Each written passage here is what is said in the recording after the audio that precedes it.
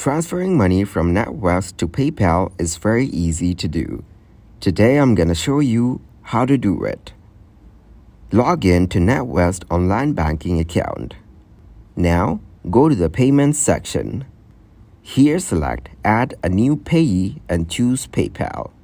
Enter the recipient's PayPal email address and confirm the details. Choose the transfer amount and account you want to transfer from. Review the transfer details and confirm the transaction. The transfer will be processed within 1 to 3 business days. Ensure you have sufficient funds in your Natwest account to cover the transfer. Check for any fees associated with the transfer. Natwest may charge fees for certain types of transactions. Double-check the accuracy of the PayPal email address to which you are transferring funds.